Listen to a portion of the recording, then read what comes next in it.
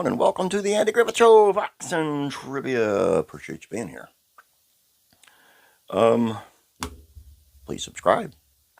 Please share these out on your Facebook. I really do appreciate that. It does this whole heart good. Today, since it will be the first day of October, we're going to do something a little spooky. Okay.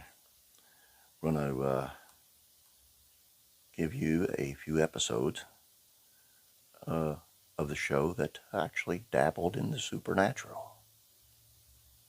And where should we start? How about the haunted house? I mean, where else to begin with cobwebs moving and eyeballs and paintings and floating hatchets? The haunted house is the closest the Andy Griffith Show came to horror. Comedy horror, of course. This Halloween tale would go on to heavily inspire the Don Knotts motion picture The Ghost and Mr. Chicken, which featured not only a similar plot, but many of the familiar Mayberry faces. 3 Wishes for Opie. The seance scene is perhaps the darkest moment in the Happy-Go-Lucky series. Literally, look how dimly lit the moment is. Barney attempts to reach out to the spirit of Count Esteban Telecki, a dead nobleman from Transylvania, like Dracula. Goober seems rather spooked by the mystic arts. Sure is dark in here.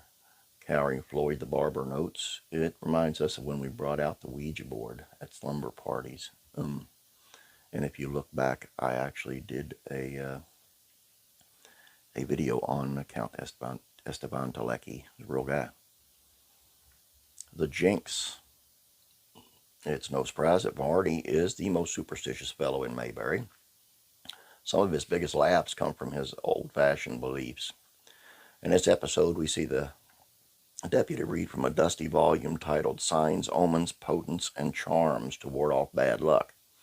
It's a book of spells from his grandmother, which means Fife has a little witchery in his blood.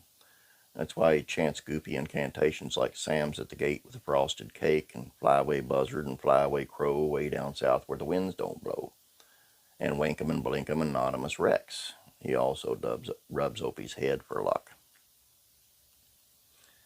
Back to nature. What is a campfire without a solid ghost story? Sheriff Andy tells a whopper. Bug-eyed Barney and Gomer shiver more than the kids. In Andy's spooky tale, a man gets a golden arm after losing his appendage to a bear. Upon his death, bandits steal the golden arm, cursing him to wander the woods, moaning, "Where is my arm?" The Darling Baby. If anyone is more superstitious than old Barney, it's the Darling clan. Andy uses witchcraft, Opie's disappearing ink, to scare the heck out of the hillbillies. "Ebum, shoobum, shoobum, shoobum," the sheriff mutters in best mumbo-jumbo. "You got witchery in your house," Briscoe hollers before shooing away his brood. A warning from Warren. Once Barney bolted at the end of season 5, a new deputy took over. Warren carried many of the same superstitions. In a warning from Warren, he even claims to have the powers of ESP. A sinister vision comes to Warren. Andy and Helen are doomed for a dark outing at the lake. Of course, these goofballs end up causing the havoc. The Lucky Letter. You call it superstition, Barney corrects his boss. I call it caution. Barney is convinced that ill-fated will befall him if he does not respond to a chain letter. Barney trashes the letter, which leads to a series of misfortune. He bumps his head, cuts himself shaving, gets his foot run over by a truck, and nicks himself shaving. Don't mess with the power of the chain letter.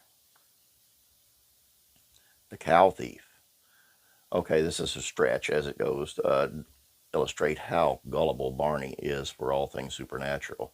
He would certainly be into Googling skinwalkers and aliens today. In a way, both cryptids and abduction play into this plot. A cow mysteriously disappears with only human footprints left as evidence. In the final scene, we see the prints of some kind of Bigfoot beast. It turns out as we quickly learn, it was just a cow with boots and Opie with an elephant foot. This plot arises foreshadows how Ernest T. Bass tricks townspeople in Return to Mayberry when he makes monster footprints with plaster.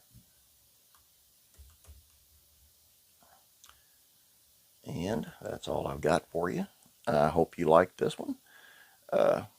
Really do appreciate you being here, and I appreciate you sharing these out. It means a lot to me. It really does. We are at 520 subscribers. We need 130 more, and we'll have another contest. So let your neighbors know, let your friends know that we're here and having fun. So have a great day. Don't forget about trivia question on the Facebook page. God bless, and I'll be praying for you.